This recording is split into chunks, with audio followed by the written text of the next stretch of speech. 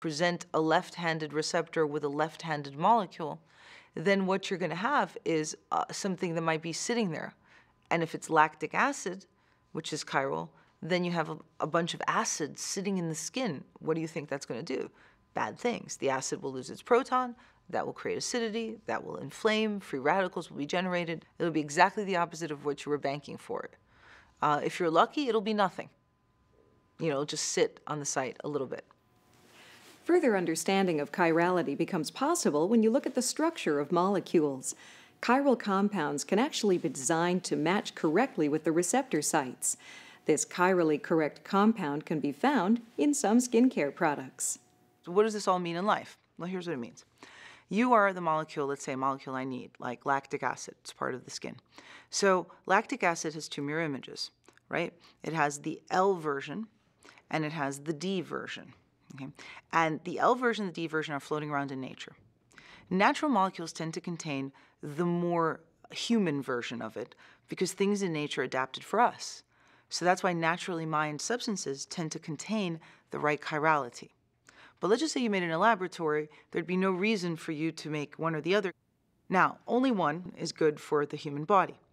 What does that mean? Well, somewhere lactic acid will find its way down through the cells and meet a receptor. And the receptor will look like the opposite. Do you see? If this is the right-handed version, the receptor that's waiting for it actually looks like the mirror image. And that is a huge difference in terms of fitting in those snug active sites that determine all molecular reactions. Lactic acid presents a great example of chirality and also demonstrates the two-handedness of molecules. Lactic acid, if it's sitting around not doing its normal thing, will create an irritation in the skin. So that's why it's absolutely critical to apply only L-lactic acid to people, not the other hand. That hasn't really been done in the industry until recently, the purification, because it's an extra step in the synthetic process. And what's happened instead is people use lower doses of lactic acid because by lowering the dose, they basically get less irritation. But you can up the dose if you pick the right handedness, basically. Using the wrong-handedness or incorrect chirality of a compound can have disastrous effects also, as was the case in the chemical compound limonene. Limonene is one of those chiral compounds. The proper chirality, D, is a component of tea tree oil. Tea tree oil is known to be antiseptic, anti-inflammatory. So D-limonene is the component of tea tree oil that we believe people react to. On the chirality front, the L version of the limonene is considered a household cleaning product.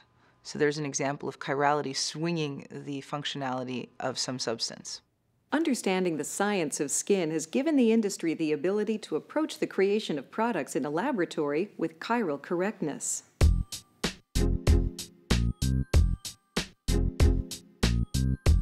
How do we chirally correct?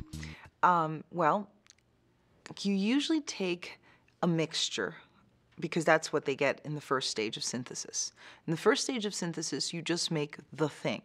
You can't separate the spatial subtlety of the thing.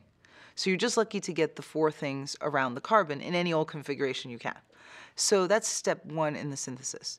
You take that and you react it with a third molecule. And then what happens is each of them react differently to that. You form a bigger molecule that's easier usually to detect. From this intermediate molecule, the laboratory can determine through a complex optical process called spectroscopic analysis which handedness has actually been created. If you take polarized light, which goes straight up and down, and you basically put two different isomers in it, one will bounce the rays one way and another left and another right. And that's where the whole idea of left and right even comes from, is the way they bounce light off of these two different isomers. Through complex chemical construction and analysis, scientists and researchers on the forefront of skincare are changing the way we think and feel about what we put on our skin. Experts also have other criteria by which they approach a skincare regimen.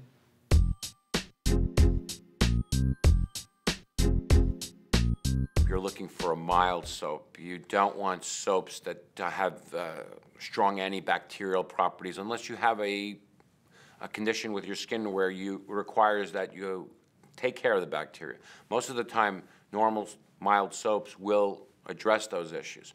So that avoids drying the skin too much. In skincare products, I typically prefer fragrance-free, since fragrance and preservatives are the highest cause of irritant and allergic reactions in the skin. So where possible, do look for fragrance-free and dye-free in the products.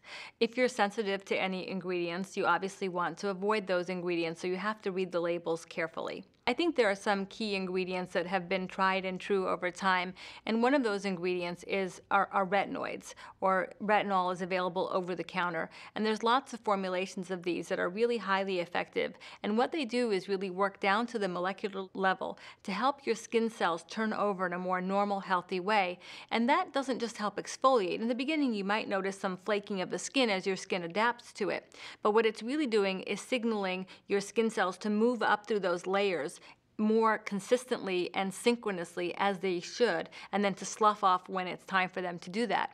And what that means is that when the sun or light hits the skin and the skin is on an even plane, it reflects back at the same angles, and that makes it look more radiant and more vibrant, and that's healthier looking skin. And even the healthiest looking skin can be improved with the right makeup choices.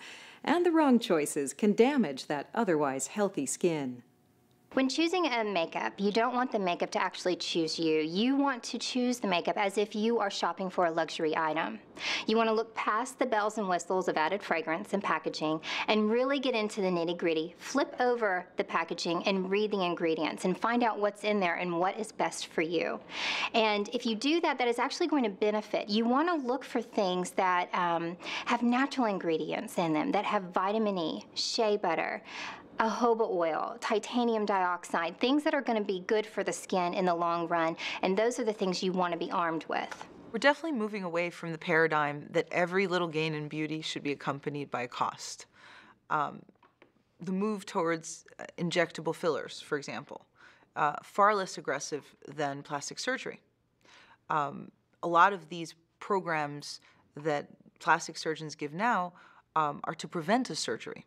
So a young patient will come in and get a couple small things done along the way. That's an attempt, I think, to thin slice the good without taking on too much cost. And then there's the movement towards diet awareness, the diet-skin connection.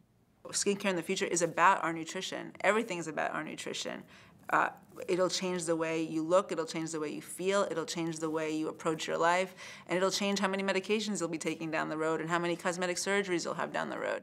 I think we're approaching a very informed public, to tell you the truth. I think people are at the point where it's entered their consciousness that skincare works. Things people should be alerted to in skincare are the good ingredients. I do think chirality needs to come to the fore. What I find right now, which maybe wasn't true 5 or 10 years ago, is an openness among my contemporaries who'd be in their 40s and maybe are not quite ready for surgery, are not quite happy that they've lost their bloom. And so somewhere in between those 2 points, they're starting to see all this media and realize that there's new technologies and breakthroughs. So I think what's happening with the market, the middle-aged market, is that they are becoming open to skincare, but the science is a bit overwhelming. And suddenly they've woken up. It's like the internet, and the proliferation of products is huge. So it is very difficult to wade through the market. It would be nice to see more people diagnosing the right products for people.